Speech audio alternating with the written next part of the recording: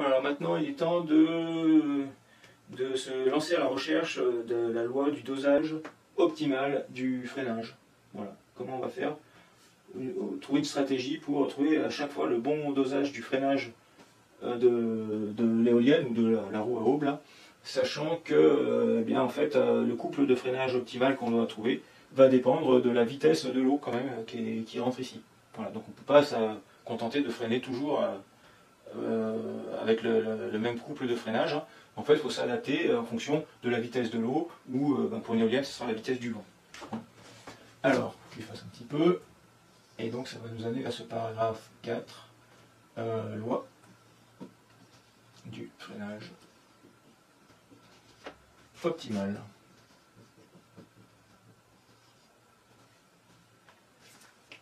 Voilà.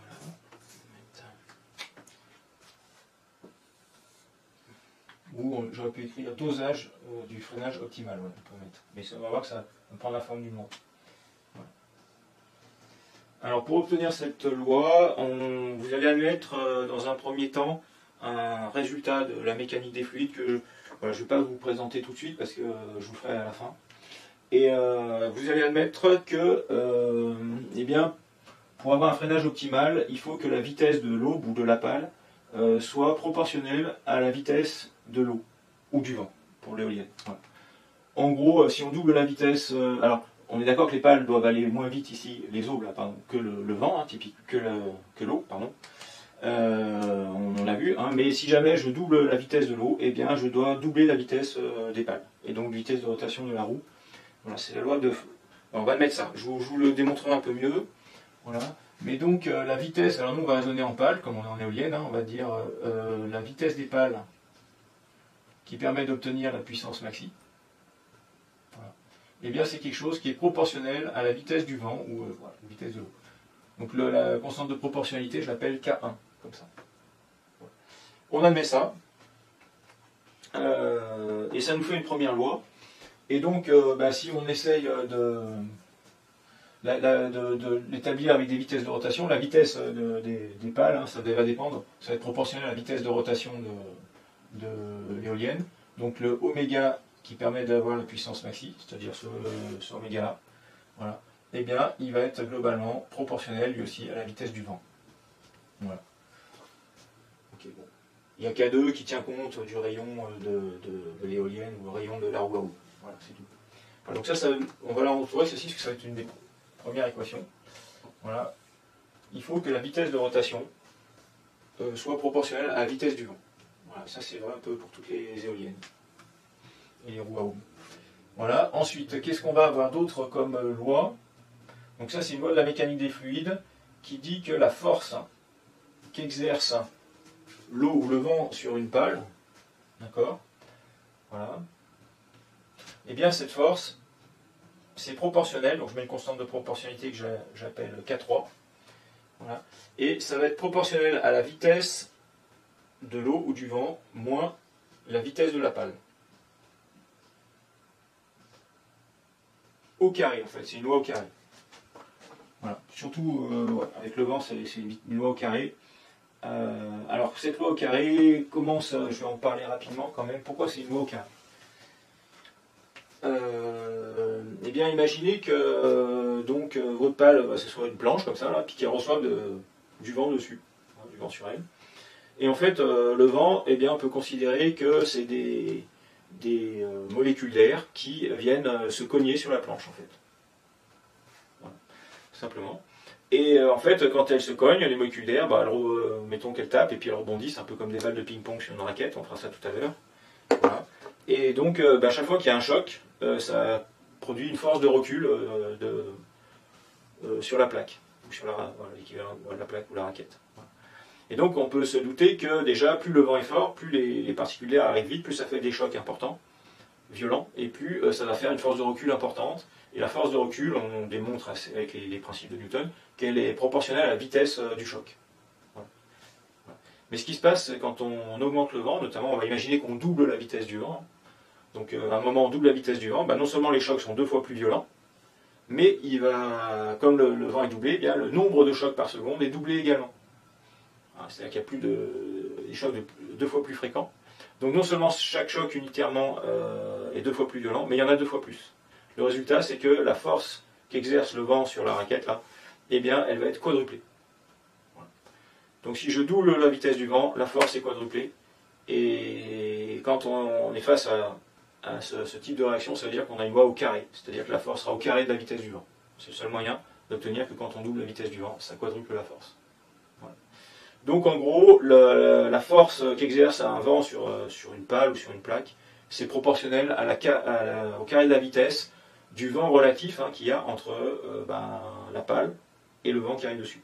Voilà. Donc là j'ai pris l'exemple d'une plaque ou d'une pale qui ne bouge pas, mais il faut imaginer que si la pale recule dans le vent comme ça, ce qui compte c'est la vitesse relative entre le vent et la pale. C'est-à-dire l'écart de vitesse entre les deux. C'est pour ça que dans ma formule, j'ai mis la vitesse du vent moins la vitesse de la pale au carré. Donc il y a quelques petites subtilités là-dedans.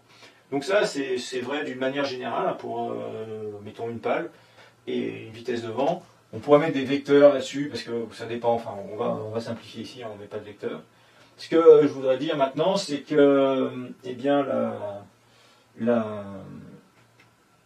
la force qui va correspondre au couple max, ici, c'est-à-dire oméga P max, on va l'appeler FP max. Voilà. Et elle correspondra eh bien, à la vitesse de la pale qui correspond à la puissance maxi du vent. Voilà, le V pale max, en fait, c'est lui. Je vais plus l'écrire en arrondi, parce que je ne sais pas pourquoi je fais comme ça. Okay. Voilà, donc la force qui produit la force de freinage en fait de la pale. Comment dire, la force qui s'exercera sur la pale par le vent, qui correspond à la force de freinage. Voilà. Et bien, si on veut avoir le dosage optimal du freinage, on montrera qu'elle doit être proportionnelle à ça. Voilà. C'est ce qu'on vient de montrer. Et puis donc le 4.3, on le garde. La vitesse du vent, c'est la vitesse du vent, mais le V pale max, là, on avait vu que c'était proportionnel à la vitesse du vent. C'était un coefficient pour la vitesse du vent. Donc ici on met au carré, on met tout au carré. Alors ensuite on fait un peu de calcul. Le V on le sort. Facteur de 1 moins K1. Le tout au carré. Voilà. On va continuer sur ici.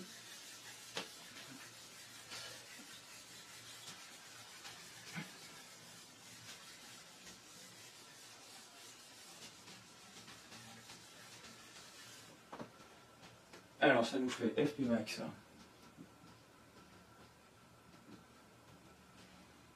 Alors j'ai K3 fois le 1 moins K1, pardon. Le 1 moins K1, il va être élevé au carré. Fois V carré. Voilà. Et K3 fois 1 moins K1, je vais l'appeler K4. Et ça fait donc la force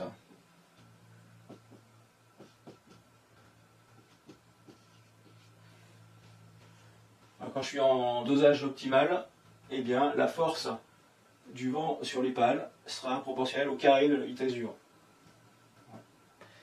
Et donc de ça, eh bien, on va en déduire si la force, la force, on la multiplie par le rayon de la roue, le rayon des pales, eh bien, on obtient, on multiplie par ça. De ça, on va en déduire que le couple qui correspond à la puissance maxi, c'est-à-dire celui-là, là, voilà, eh bien en fait, il est proportionnel à la vitesse du vent au carré par une constante de proportionnalité qu'on appelle K5. Voilà, et ça, c'est ma deuxième relation importante. Si on double la vitesse du vent dans une éolienne, alors pour rester sur le dosage optimal du freinage, il faut laisser tourner les pales 2 fois plus vite, puisque la vitesse de rotation doit être proportionnelle à la vitesse du vent. Et par contre, pour obtenir ça, eh bien, il faut un couple de freinage des pales qui soit proportionnel, lui, au carré de la vitesse du vent, donc qui soit quadruplé. Voilà comment ça a marché. Et maintenant, pour obtenir la loi de freinage optimal des pales, eh bien, on va utiliser ces deux équations et on va éliminer la vitesse du vent. Voilà. Et vous allez voir, ça va être tout à fait astucieux de faire ça. Alors celle-ci, on va l'appeler l'équation 2. Celle-ci, je vais l'appeler l'équation 1. Voilà. Donc je vais partir de l'équation 1, je vais isoler V, je fais la méthode de substitution, donc j'obtiens V égale oméga P max sur K2. Voilà, celle-ci on va l'appeler 1B. Et l'équation 1B, bien, je l'injecte dans l'équation 2. Et ça va me donner le couple qui permet d'obtenir la puissance maxi. Voilà. Et bien, c'est égal à K5. Voilà. Et le V2 qui est ici, je remplace par ce que j'ai ici, c'est-à-dire oméga P max sur K2 au carré. Donc ça nous donne que le CP max il est égal à K5 sur K2 au carré, que multiplie oméga P max au carré. Alors on va, K5 sur K2, bah, c'est une constante, donc on va l'appeler K6. Et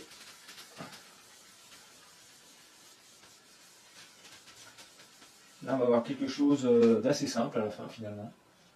Donc ça nous donne le couple de freinage optimal est égal à une constante que j'appelle K6 fois oméga P max oméga ouais, au carré. Alors c'est assez subtil hein, ce qu'on vient de faire là, c'est des calculs, mais la signification de ça, eh bien ça veut dire que pour une éolienne donnée, hein, si on veut avoir une stratégie qui permet de faire en sorte que cette éolienne comment dire, récupère toujours le maximum d'énergie possible du vent qui arrive sur elle, voilà, eh bien il faut doser le freinage des pales, donc freinage qui va être fait par un générateur électrique, et que la loi de dosage du freinage, elle doit répondre à cette règle-là, que le couple de freinage du moteur électrique, qui va donc compenser le couple des pales que le vent exerce sur les pales, voilà, eh bien, il devrait être proportionnel au carré de la vitesse de rotation des pales. Voilà. Le bon dosage du freinage, c'est d'avoir un freinage qui est au carré de la vitesse de rotation des pales. Voilà, finalement, ça fait une loi assez simple. Et qui permet, quelle que soit la vitesse du vent, pour une éolienne donnée, eh bien, d'être toujours, enfin, une forme de pale donnée, on va dire, un rotor donné d'éolienne, et d'avoir, d'être toujours sur le point de puissance optimale. Voilà. Et donc ça, c'est ce qui a réalisé ça. Eh bien, ça va être le rôle de ce qu'on va appeler le régulateur de charge dans nos éoliennes. Donc, ce régulateur de charge va s'arranger pour que, globalement, on respecte cette loi-là tout le temps. Voilà, quelle que soit la vitesse du vent qui arrive dans l'éolienne.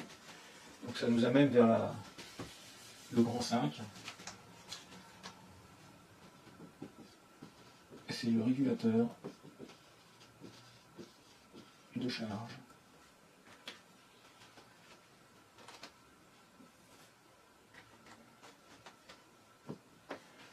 Alors pour bien comprendre le régulateur de charge, on va voir un peu, on va être obligé quand même d'expliquer un peu comment est fait la chaîne électrotechnique d'une éolienne, de nos éoliennes, au moins dans le concours d'éoliennes, mais d'une manière générale, ça marche aussi.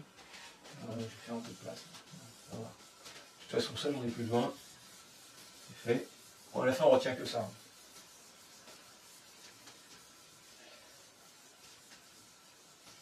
Le couple est proportionnel au carré de la vitesse du vent et la vitesse de rotation proportionnelle à la vitesse du vent. Voilà. Alors qu'est-ce qu'on a dans une éolienne? Ben, on a le vent, bien sûr, là c'est le vent qui arrive. Ensuite on met les pales que je symbolise comme ça. Ensuite ici on a un générateur électrique. Voilà, alors nous ce générateur électrique est constitué d'une machine synchrone triphasée, voilà, qui produit 3 sinusoïdes triphasés. Donc ça sort sur 3 fils comme ça. Et derrière ces sinusoïdes triphasés, nous on met un redresseur de diode, un pont de diode double, alternance. Voilà, que je symbolise comme ça, je ne représente pas les 6 diodes. Voilà. Et puis à la fin, on sort ici une tension continue avec un plus et un moins. Okay. Bon, et globalement, cet ensemble générateur triphasé plus pont de diode, c'est un peu équivalent à une génératrice à courant continu. C'est même très équivalent à une génératrice à courant continu. Voilà, donc on fera cette approximation-là. Ensuite, donc on verra, et ça sort ici une tension qu'on va appeler U. Et ici, il y aura un courant I qui sera débité. Et ici, on aura le fameux régulateur de charge. Voilà. Et derrière, ensuite, on va avoir le récepteur d'énergie pour l'éolienne. Alors le récepteur d'énergie dans le concours Jiméol, eh bien c'est une batterie en fait, c'est l'équivalent d'une batterie de voiture ou pas tout à fait, puisque cette année ils ont décidé de prendre une batterie, je crois que c'est 24 volts, peu importe. Avant c'était 48 volts et puis cette année ils passent avec une batterie HDC, donc comme ça, voilà, une batterie ça peut se représenter comme ça. Mais mettons que ça soit 24 volts, voilà, ça veut dire qu'ici la tension, c'est 24 volts, il n'y a pas de problème, c'est la tension de la batterie.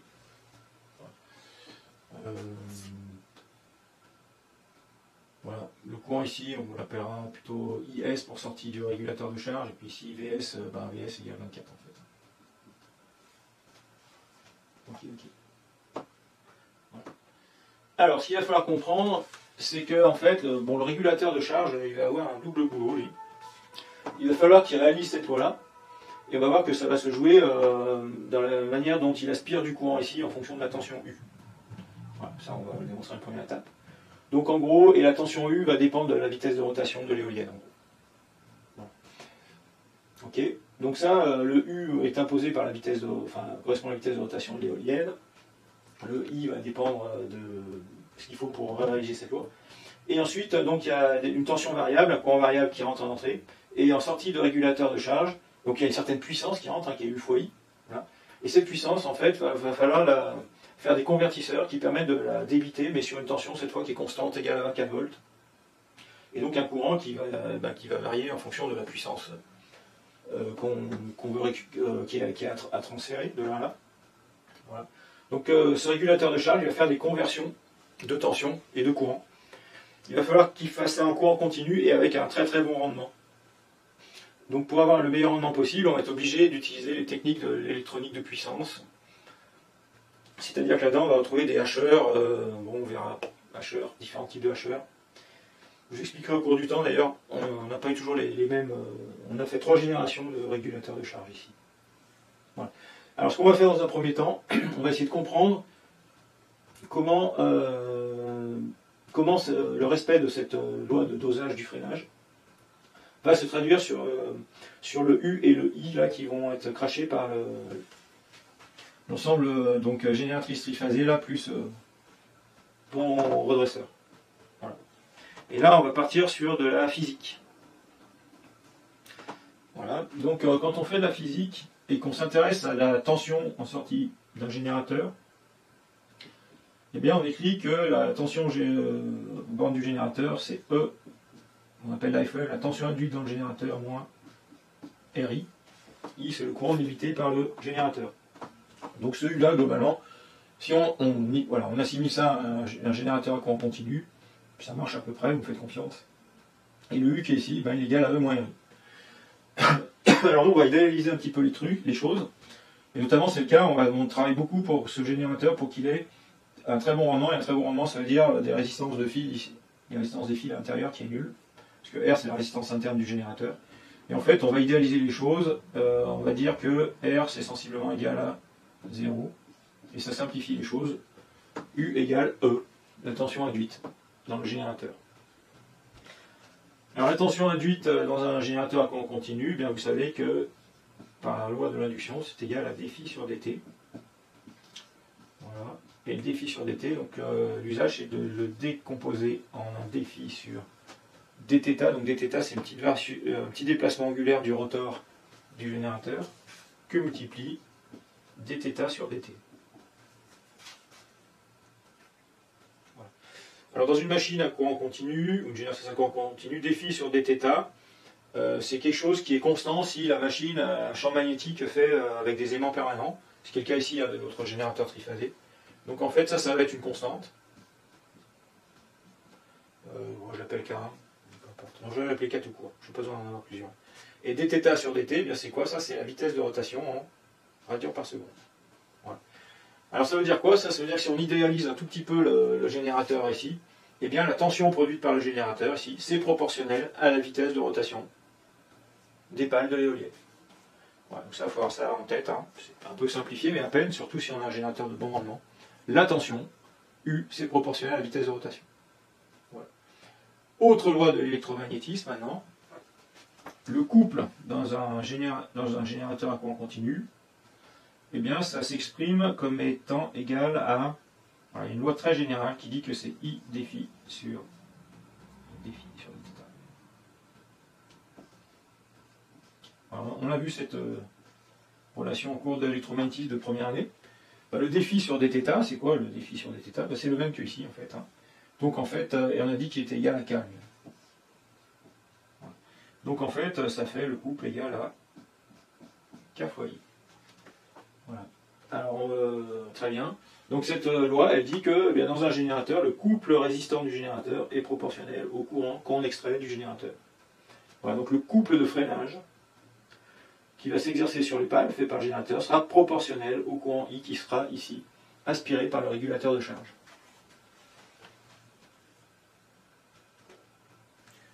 Voilà, voilà. Alors, qu'est-ce que je vais faire? Ça, j'en ai pas besoin. J'en ai plus besoin. Je vais effacer ça.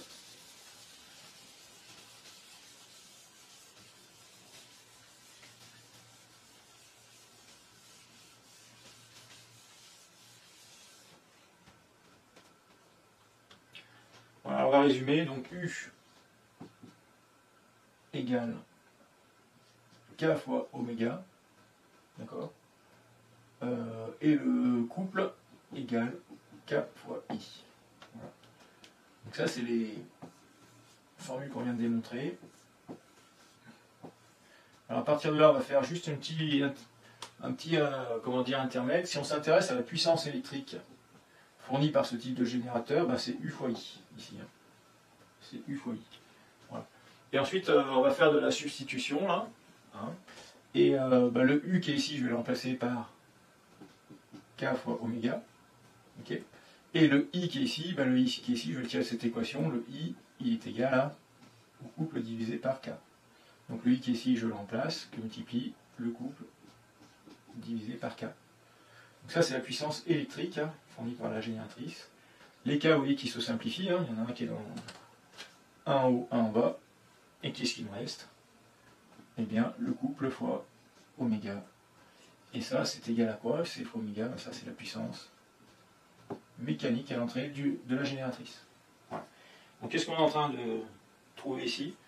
Eh bien, que notre génératrice modélisée comme telle que ici, elle a un rendement de 100%. C'est-à-dire que la puissance électrique qu'on récupère en sortie de génératrice est égale à la puissance mécanique qu'on met en entrée. C'est normal, elle a été idéalisée, notamment quand on a supposé qu'il n'y avait pas de chute de tension dans enfin, les résistances que constituent les fils qui sont à l'intérieur de la génératrice. Voilà. Donc c'est un cas un peu idéalisé. Hein. Donc le rendement, voilà, que je note comme ça, NGN égale 100%. Voilà, donc le générateur qu'on a fait, c'est un générateur idéalisé qui a un rendement de 100%. Maintenant, on va en déduire comment se traduit sur U et I la relation CP max égale oméga P max au carré. Ben pour ça, qu'est-ce qu'on va faire? On va faire de la substitution, c'est-à-dire que de ces lois-là, ces deux lois-là,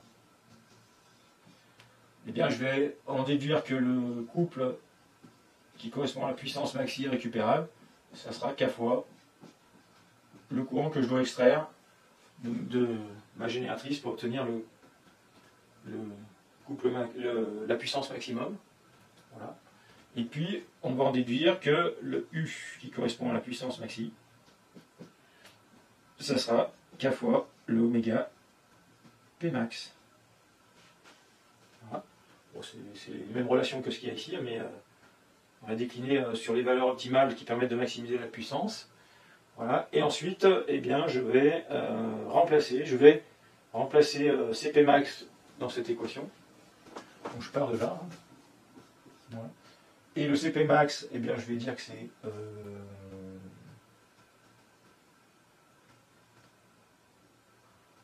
K max, IP max, voilà, égale K6, que multiplie. Et là, il faut que je remplace oméga P max, donc je vais mettre ici Donc il faut que je retourne, pour remplacer oméga P max, je retourne cette équation.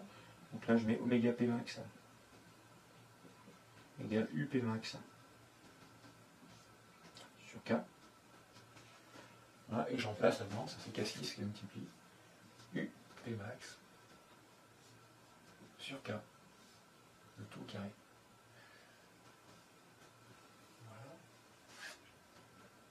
Voilà. Alors, j'ai la place là, on va se garder un petit peu de place, je pense que je vais réussir à finir le calcul.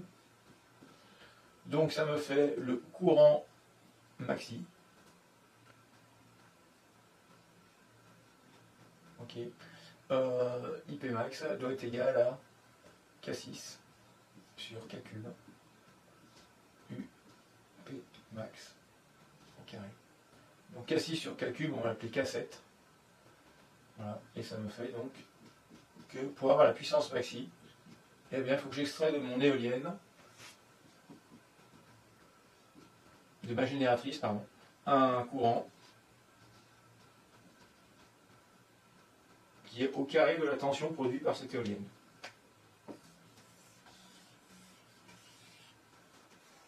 Voilà.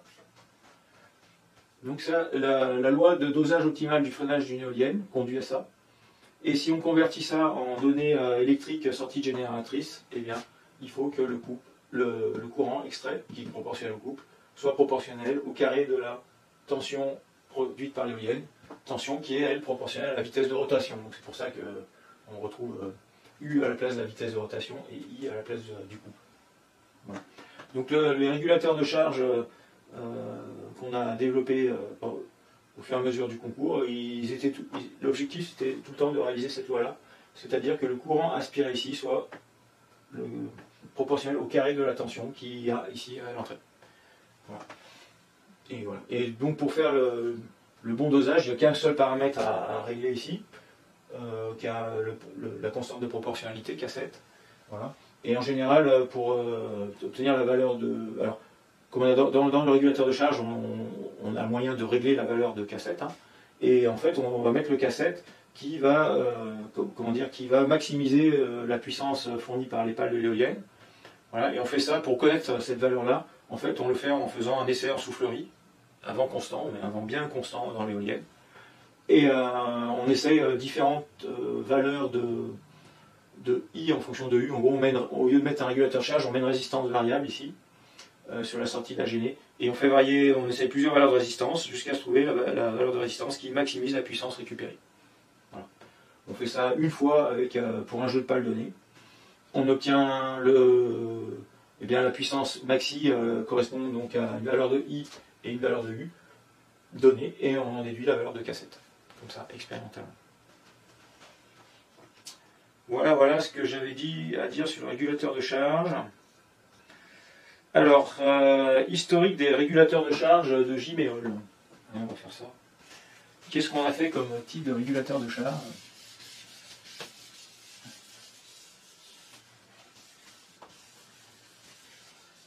Alors, le premier régulateur de charge qu'on a fait, c'était tout simplement un hacheur-élévateur. Donc, vous savez quelle tête, un hacheur-élévateur ?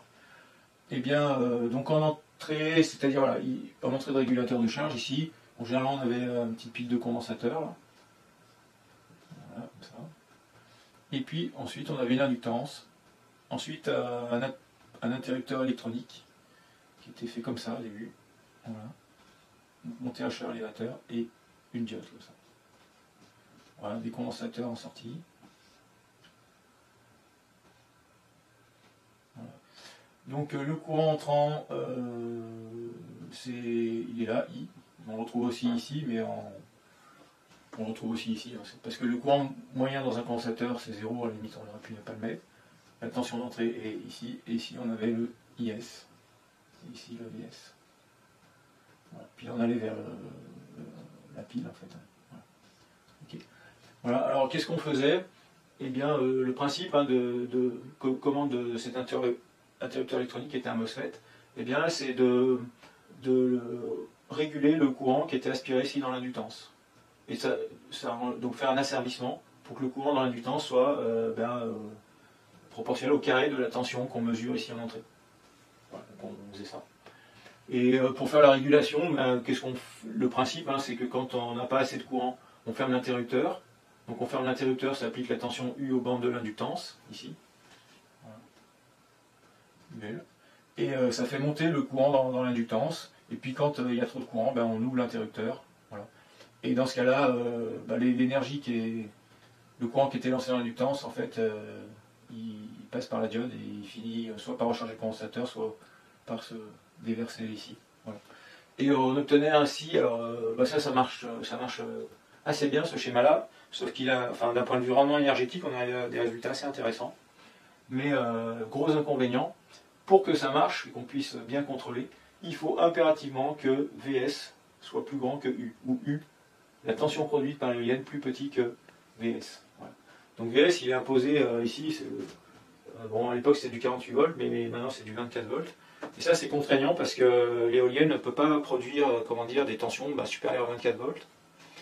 Et ça c'est un peu ennuyeux. Voilà. C'est un peu ennuyeux, notamment parce que on peut montrer que le rendement du pont de diode qui est là en amont, il est d'autant meilleur que la tension de sortie est élevée. Voilà. Et quand on est en 24 volts, eh bien, si vous voulez, le 24 volts, c'est une tension qui n'est pas très élevée par rapport aux 2 fois 0,6 volts de tension qu'on perd à chaque fois que du courant traverse 2 diodes, hein, puisque dans un pont double, c'est ce qu'on a 2 diodes en série. Et donc, voilà, donc c'est non négligeable et finalement, on obtient des rendements pas terribles. Voilà. Donc on n'aime pas trop avoir des tensions trop faibles, et puis même, voilà. Les générateurs aussi, pour qu'ils aient un bon rendement ici, c'est-à-dire pour que les pertes dans les résistances des fils soient négligeables, l'idée c'est d'avoir un courant qui soit le plus petit possible, enfin une valeur de R la plus petite possible, mais pour une R donnée, le courant le plus petit possible. Et le courant le plus petit possible, eh bien, c'est justement en ayant un maximum de tension. Si on veut un petit courant, ici, ben, il faut une tension élevée pour faire la même puissance. Voilà. Donc en fait, c'est embêtant d'être cantonné avec ce type de montage qui est un char élévateur à une tension d'entrée qui ne peut pas dépasser 24 volts. C'est pas bon pour le rendement du générateur, c'est pas bon pour le rendement du pont de diode. Voilà. C'est pour ça que par la suite, on a développé un autre convertisseur qui a utilisé un Usher Buck Boost. Donc l'Usher Buck Boost, l'avantage justement, c'est que la tension d'entrée peut être plus petite ou plus grande que la tension de sortie. Donc voilà, on n'a plus cet inconvénient. Voilà. Par contre, les expériences et les essais qu'on a fait ont montré que ces Usher Buck Boost avaient un moins bon rendement que des Usher comme ça. Notamment parce que dans un Usher Buck Boost, toute l'énergie transmise est stockée de manière inductive, à la manière d'une alimentation flyback. C'est-à-dire qu'en fait ça fonctionne en 2 temps. Hein. On élance du courant dans une inductance, hein, il y a une inductance, ça charge, ça emmagasine de l'énergie dans cette inductance, et seulement dans un deuxième temps, on déverse toute cette énergie vers la sortie du convertisseur. Voilà. Et donc ça fait faire des cycles d'hystérésis dans les circuits magnétiques, ça fait beaucoup de courant efficace dans les bobinages des inductances. Et finalement, on s'est aperçu qu'avec ça, on plafonnait un rendement, alors qui peut être bon, mais de 93% maximum. Voilà, on n'a pas réussi à aller au-delà. Et comme on vise un peu l'excellence, eh bien, donc on a fait une 3e génération de régulateurs de charge qui fonctionne. Reprend un peu l'idée de celui-là, mais fonctionne avec un Usher abaisseur plus un Usher élévateur. En fait, il y a les deux. Comme ça, voilà, et comme ça, on a réussi à avoir des rendements proches de 99%. Voilà. Je vous montre juste le schéma interne, ça va ressembler à ça si on le fait. Voilà. Donc l'entrée elle est comme ça, donc il y a le condensateur à l'entrée. Voilà. Vous avez ensuite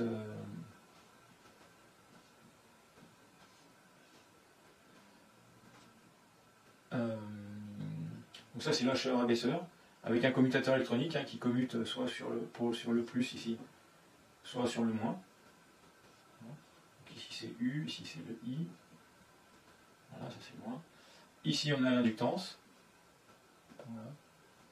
Donc ça c'est plutôt Usher abaisseur. Donc c'est quand celui-là il va fonctionner quand les tensions d'entrée ici sont supérieures à 24 volts. Et puis ensuite, si la tension d'entrée est inférieure à 24 volts, on va mettre un Usher élévateur qui va prendre cette formule-là avec un autre commutateur électronique. Voilà. Ici on a IS et ici on a VS. Voilà. Donc il y a toute une philosophie, une stratégie de commande de tout ça, mais en gros, hein, Le principe, c'est si U est plus petit que les 24 volts de sortie, démarrage de l'éolienne. Alors ce commutateur, il est tout le temps en haut, là, tout le temps connecté au plus, et c'est celui qui fait des commutations pour élever la tension. Voilà, donc je sais pas, si on met 10 volts, là, ben, en gros, il va être moitié du temps en bas, moitié du temps en haut. Enfin, 12 volts, pardon. Voilà, peu importe, c'est lui qui commute. Et ça fonctionne un peu comme celui-là, avec régulation du courant. Voilà, par rapport à celui-là, on a amélioré le rendement parce qu'on s'est arrangé pour que les conductions se fassent tout le temps dans des transistors MOSFET. C'est-à-dire qu'il n'y a pas, ici, il n'y a pas de diode, on a remplacé la diode par un transistor MOSFET. Hein. Donc il y a 2 transistors MOSFET commandés en alternance. Et l'intérêt des MOSFET, c'est que quand ils sont à l'état conducteur, il n'y a pas les 0,6, voire 0,7, 0,8, même 1 volt de perte de tension au bord de la diode. Et donc perte d'énergie dans la diode. Les MOSFET, hein, quand ils sont à l'état passant, ils sont équivalents des résistances de quelques milliohms. Et les tensions à leur borne sont extrêmement faibles en fait. Donc ça améliore le rendement. Voilà, donc ça c'est pour les tensions plus petites que 24 volts. Et quand la tension d'entrée va dépasser 24 volts, alors ce commutateur se met tout le temps en position haute et c'est celui-là qui va commuter et s'arranger pour réguler toujours le courant dans l'inductance, mais en sorte que le courant aspiré ici soit bien au carré de la tension U. Voilà. Bon, je ne rentre pas dans le détail parce que c'est assez complexe ensuite à gérer tous ces commutateurs, mais bon, l'idée est simple. Voilà, le schéma est simple, mais la gestion est compliquée. Voilà, ben, on a vu pas mal de choses. Je vous avais dit que je vous ferai un petit raisonnement qui vous montre que pour avoir le maximum de puissance recueillie d'un flux d'air, il faut que les pales bougent avec une vitesse qui est proportionnelle à la vitesse de ce flux d'air. Voilà, et bien je vous propose de faire ça maintenant, après une petite pause.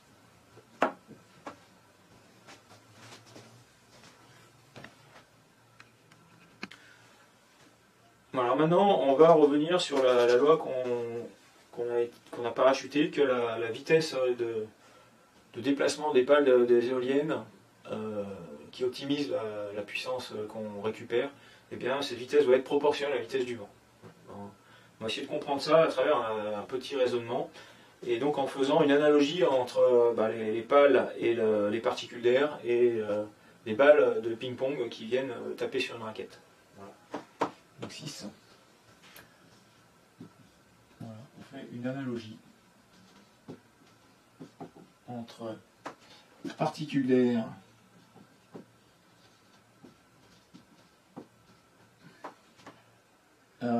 qui tapent sur les pales. Voilà. Et balles, on va dire de ping-pong, mais ça peut peu importe, qui tapent sur des raquettes. Sur une raquette. On va voir qu'on va apprendre pas mal de choses de ce truc-là.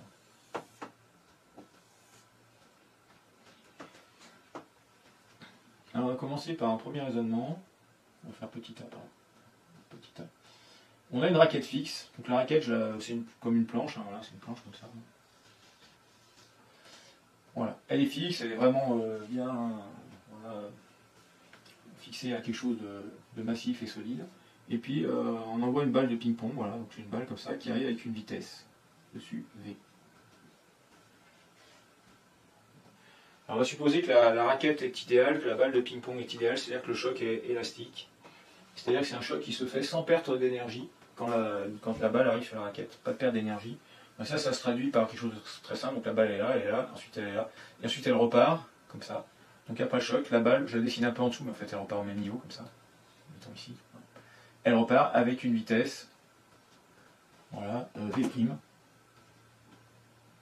Voilà. Et s'il n'y a pas de perte d'énergie, elle repart avec la même vitesse, mais dans le sens opposé. Donc vectoriellement, ça fait moins V comme ça.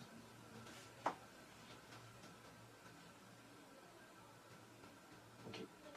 Voilà, donc ça c'est le choc élastique. Et donc dans ce choc élastique, on s'aperçoit de quoi? Eh bien, la balle avait une énergie en arrivant, et elle a la même énergie en repartant, puisqu'elle a la même vitesse. Voilà, l'énergie, c'est un demi de mv2, voilà, avec la masse de la balle. Donc dans ce phénomène-là, eh bien, on n'a récupéré aucune énergie qui avait initialement sur la balle. Voilà. Et c'est normal parce que de toute façon notre raquette ici est fixe, elle ne se déplace pas. C'est le cas des pales à l'arrêt. Voilà. Quand les pales sont à l'arrêt, ben, de toute façon il n'y a pas de vitesse de rotation des pales, donc il n'y a pas d'énergie récupérée. Alors on va faire, juste pour l'exemple, on va faire un petit... Alors, on va se poser une autre question maintenant. Supposons que cette fois, j'ai ma raquette. Hein. Voilà. J'ai toujours la balle qui arrive avec sa même vitesse V. Voilà. Mais cette fois, la raquette bouge et elle va vers l'avant, comme ça, enfin dans ce sens-là, avec une vitesse, donc V raquette. Voilà. Et puis pour faire simple, allez, on pourrait mettre V raquette en général, on va prendre que V raquette c'est moins V en fait. Voilà. Donc en fait, elle va à la même vitesse que la balle, mais dans le sens inverse. Voilà. Alors la question qu'on va se poser, c'est la balle, elle va taper la raquette, elle va repartir. Hein, et question, à quelle vitesse repart la balle?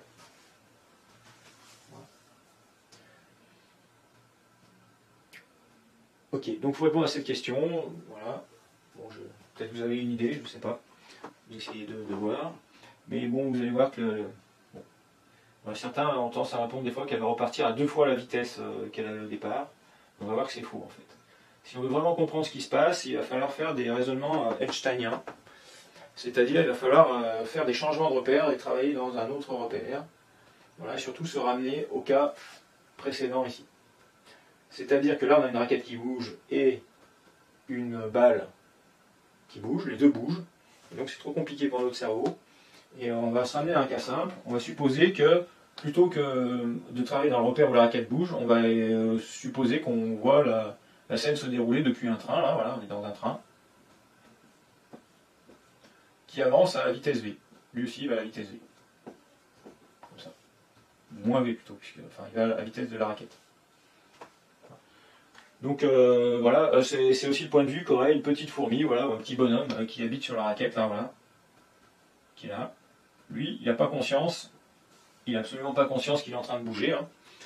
Comme nous, on est sur la Terre, on n'a pas l'impression qu'elle bouge, parce qu'en fait, il est tout petit. Et lui, on va se poser la question de savoir quelle est son interprétation des choses. Voilà. Et lui, en fait, qu'est-ce qu'il voit? Comme il a l'impression que la raquette, elle bouge pas. Par contre, la balle, il ne la voit pas arriver à la vitesse V, il la voit arriver à une vitesse qui est de 2V. Hein. Puisque, bon, lui, il avance ici à la vitesse V, la balle va à la vitesse V dans l'autre sens. Donc lui, il voit une raquette qui arrive à la vitesse 2V. Alors, son interprétation, c'est que la vitesse de la balle, c'est pas V, c'est 2V. Voilà. Et comme il est dans son repère, pour lui, la raquette est fixe, comme le rebond est élastique, dans le repère où la raquette est fixe, eh bien la balle va repartir. Je la fais en dessous. Hein. Voilà, ici. La balle, elle tape. Je fais en dessous. Parce que sinon mes flèches marchent les unes sur les autres, mais c'est la même balle. Et elle repart avec une vitesse qui vaut 2V, mais dans l'autre sens. Voilà, donc ça va être moins 2.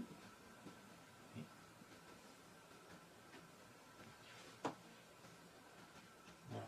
Donc lui, il voit une balle qui repart à une vitesse qui vaut en valeur absolue 2V. Dans ce sens-là, quoi. Alors qu'il est lui-même dans un repère de la raquette qui avance dans ce sens-là à la vitesse V. Donc quelle est la vitesse de la balle par rapport au repère fixe qui est ici? Voilà, on va dire le quai de la gare, hein, voilà, le sol. Et la balle, elle va à 2V dans ce sens-là, par rapport à une raquette qui avance déjà à V. Donc la vitesse de la balle, eh bien, ça sera la vitesse de la raquette plus les 2V, ça sera 3V en fait. Voilà. Donc la vitesse avec laquelle la balle repart ici, ça sera 3V en valeur absolue, donc moins 3V si je tiens compte du sens des vecteurs. Voilà. Donc la bonne réponse, c'est que la balle dans la raquette repart non pas avec une vitesse doublée, mais une vitesse triplée. Voilà. Et dans ce cas-là, est-ce qu'on a réussi à prélever de l'énergie sur la balle? Ben pas du tout, c'est le contraire. En fait, comme sa vitesse augmente hein, quand elle repart, c'est plutôt que la raquette a donné de l'énergie à la balle, et non pas la balle qui a donné son énergie à la raquette. Voilà. Si on veut que la balle donne son énergie à la raquette, en fait, il va falloir faire le contraire. Il ne va pas falloir il va falloir faire, quand il ne faut pas taper dans la balle, comme on fait ici, il faut faire ce qu'on appelle une amortie, c'est-à-dire qu'après le choc, de la balle sur la raquette, on espère que la balle aura une vitesse nulle. Et c'est là qu'on aura récupéré toute l'énergie de la raquette. De la balle, pardon. Alors ça va être le C. Voilà, donc cette fois, je mets ma raquette comme ça. J'ai la balle qui arrive avec la vitesse V. Voilà. Alors, ce qu'on pourrait faire, c'est faire un raisonnement ultra général, en mettant une vitesse de raquette quelconque. Mais bon, je vais vous aider tout de suite vers le bon résultat. On va supposer que la raquette recule, parce qu'on fait 90, c'est la raquette qui recule. Voilà. Avec une vitesse de raquette ici, qui est égale à la vitesse de la balle divisée par 2. Voilà.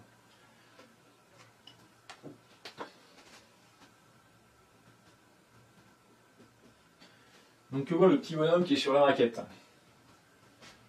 Mettons que, allez, on va simplifier hein, ça fait 2 mètres par seconde, et ça fait 1 mètre par seconde. Ça c'est encore plus simple. Donc la balle par rapport au sol qui est ici, elle arrive avec une vitesse de 2 mètres par seconde, mais le petit bonhomme, lui, il recule de 1 mètre par seconde sur sa raquette. Donc en fait, quelle est la vitesse relative de la balle par rapport à la raquette? Eh bien, il n'y aura qu'un écart de vitesse de 1 mètre par seconde. Autrement dit, égal à V sur 2. Voilà. Donc en fait, pour le petit bonhomme qui habite sur la raquette, lui, il voit une balle qui arrive non pas à la vitesse V, mais à V sur 2. Voilà. Donc si la balle arrive avec la vitesse V sur 2, dans le repère lié à la raquette, donc on reprend le résultat du choc élastique dans une raquette fixe, et on obtient que la balle repart l'instant d'après, ici, et bien avec la même vitesse, puisque c'est un choc élastique, mais dans le repère du petit bonhomme. Donc c'est V sur 2, donc je mets un moins, puisque cette fois ça va dans l'autre sens. Voilà, donc la balle, par rapport à la raquette, repart avec une vitesse qui vaut moins V sur 2, ou V sur 2 dans ce sens-là, mais c'est par rapport à une raquette qui recule à la vitesse V sur 2 dans ce sens-là. Voilà. Donc mettons 1 mètre, voilà, la balle s'éloigne de 1 mètre par seconde par rapport à la raquette, mais en fait avec une raquette qui bouge de 1 mètre par seconde dans ce sens-là. Ça veut dire qu'en fait la vitesse relative de la balle et de la raquette, elle est, par rapport au sol, si on se passe du point de vue du sol, elle est due uniquement à la raquette qui recule. Ça veut dire que la balle ici ressort avec une vitesse qui vaut 0. Voilà. Donc la vitesse de sortie de la balle vue du sol, là, c'est un vecteur, je ne peux même pas le dessiner, c'est 0. Voilà. Et donc là, eh bien, la balle ressort de ce choc avec une vitesse nulle. Voilà, c'est l'équivalent de l'amorti quasi parfait. Voilà. Quand on veut amortir une balle dans une raquette. Et eh bien cette fois, comme elle ressort avec une vitesse nulle, eh bien, ça veut dire qu'elle a cédé toute son énergie à la raquette. Voilà. Et donc c'est quoi la conclusion de l'histoire? Eh bien que si on veut récupérer toute l'énergie d'une balle ou d'un flux de balle qui arrive avec une vitesse V, eh bien il faut avoir une raquette ici qui recule à la vitesse moitié de la vitesse avec laquelle arrivent les balles. Donc une vitesse qui est bien proportionnelle à la vitesse avec laquelle les balles arrivent. Voilà. Et c'est ça qui maximise l'énergie qu'on récupère. Voilà. Donc l'énergie récupérée au niveau de la raquette en fait. Voilà. Alors ce système-là est très comment dire, comme j'ai décrit, c'est utilisé non pas pour les éoliennes, mais pour récupérer l'énergie d'un jet d'eau. En fait, quand on a des chutes d'eau avec des gros dénivelés, le meilleur moyen de récupérer l'énergie, c'est d'utiliser une turbine Pelton. Et dans une turbine Pelton, vous avez votre conduite forcée qui amène l'eau comme ça. Puis ensuite, c'est envoyé dans un petit jet d'eau, voilà, comme ça. Donc là, il y a beaucoup de pression. Sortie du jet d'eau, ça se transforme en un jet d'eau horizontal, comme ça. Donc là, il y a l'eau qui sort avec une grande vitesse. Et puis derrière ce jet d'eau, enfin au bout de ce jet d'eau, on met des roues, une roue à eau, comme ça, avec des aubes en demi-cercle qui font faire que l'eau fait un demi-tour, comme ça, dedans. Voilà. Et ces aubes, on s'arrange pour qu'elles reculent avec une vitesse de recul qui soit la moitié de la vitesse du jet d'eau. Alors pour faire ça, ensuite, ces aubes-là, on met ça sur une grande roue. Comme ça. Puis donc on en dispose plusieurs hein, pour qu'elles prennent le relais l'une de l'autre. Voilà, comme ça, il y en a tout le tour.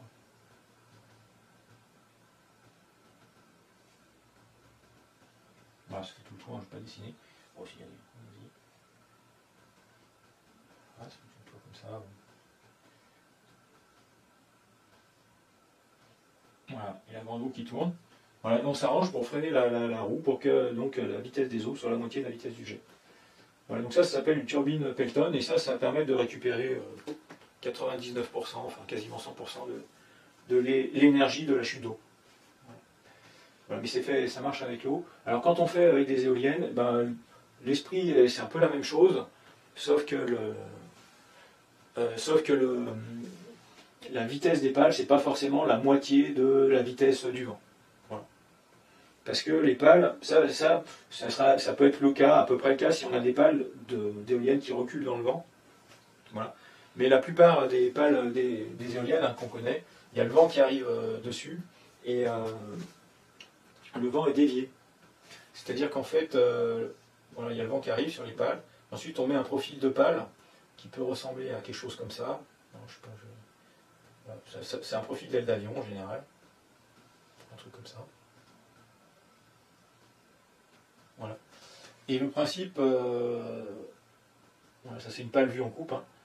Voilà, c'est un peu arrondi devant et pointu derrière en général comme ça. Et pas nécessairement d'ailleurs. Et l'idée c'est que le vent n'est pas arrêté, en fait il est dévié comme ça. Voilà. Avec une pale qui avance. Voilà. Sachant qu'avec les éoliennes, on a vu avec les lois de Betz qu'on ne peut pas arrêter complètement les masses d'air, parce que c'est pas possible. C'est pas comme avec l'eau, où on peut vraiment récupérer 100% de l'énergie d'un flux d'eau en stoppant qu'à l'eau, parce que l'eau n'occupe pas tout le volume ici. Voilà. Et donc le vent est dévié comme ça. Voilà. Et alors quand le vent est dévié comme ça, eh bien la vitesse, donc la pale elle se déplace elle comme ça, hein, ça c'est la vitesse de la pale. Voilà. Et la vitesse optimale de la pale, bon, c'est un peu plus compliqué à déterminer qu'avec de l'eau pour tout un tas de raisons, mais bon, c'est une vitesse qui est proportionnelle à la vitesse du vent.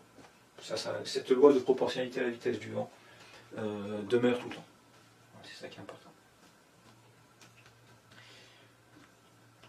Voilà, alors j'avais un paragraphe grand 7, j'avais marqué si on a le temps, je pense qu'on n'a pas trop le temps.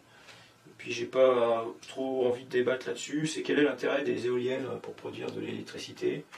Donc bon, les éoliennes, elles souffrent comment dire, d'un mal qui est l'intermittence.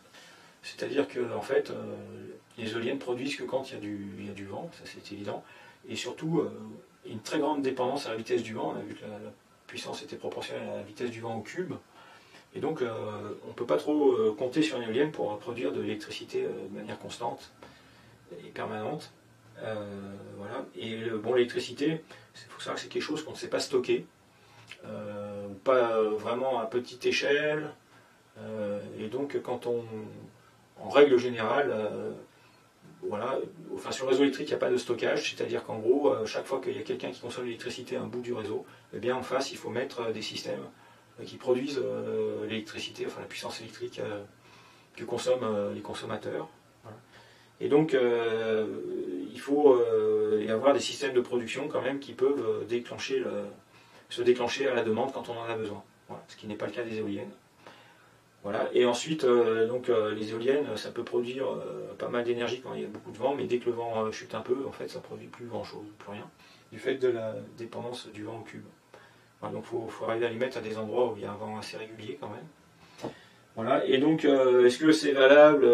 Bon, ça c'est tout un débat. Il y a un monsieur Jancovici qui sait de quoi il parle quand il parle d'énergie, qui fait beaucoup de conférences, que vous trouverez très facilement, vous tapez ça dans YouTube. Jean-Marc Jancovici, et lui il vous expliquera bien les tenants aboutissants des éoliennes, et il vous parlera de contresens écologique quasiment pour les éoliennes. Voilà. Voilà, on va arrêter le cours ici, il y aurait des tonnes de choses à dire. Ça serait intéressant d'avoir la raison d'être de la limite de Betz. J'aurais pu, enfin si avec beaucoup de temps, j'aurais pu vous parler de toutes nos stratégies pour élaborer la forme des pales. Voilà, donc ça c'est une section de pales, mais en fait il y a toute une théorie que j'ai mise au point pour calculer des sections, enfin des formes de pales, calcul des formes de pales. Et ces formes de pales produisent des résultats assez intéressants, puisque on arrive à avoir des coefficients de puissance ou de performance d'éolienne qui sont proches de la limite de Betz en fait. Quand on fabrique nos pales, en fait, hein, on les fait donc on calcule des points mathématiquement à la surface de la pale, basé sur cette théorie que j'ai pu établir. Et ensuite, ces points, on transfère ça dans un logiciel de CAO, voilà, qui fait un modèle numérique de la pale. Et ensuite, on envoie ce modèle numérique à une entreprise qui fait de l'impression 3D, voilà, qui nous imprime ces pales en nylon. Voilà, donc le nylon, ça a été sélectionné parce qu'il faut quand même un matériau qui soit assez résistant. Surtout quand on va à 80 km/h de vent dans le concours, hein, on obtient des vitesses périphériques de pales qui dépassent les 400 km/h. Donc des efforts extrêmement violents sur ces pales. Et avec des pales en nylon d'un certain fournisseur, on va dire, on arrive à avoir des choses suffisamment solides qui résistent bien. Voilà. Voilà, donc toute l'histoire, il y a toute une histoire sur les pales, hein, mais que je ne peux pas détailler ici. Voilà, et bien je vous remercie de votre attention et à bientôt pour une prochaine vidéo, peut-être sur les éoliennes, peut-être sur autre chose.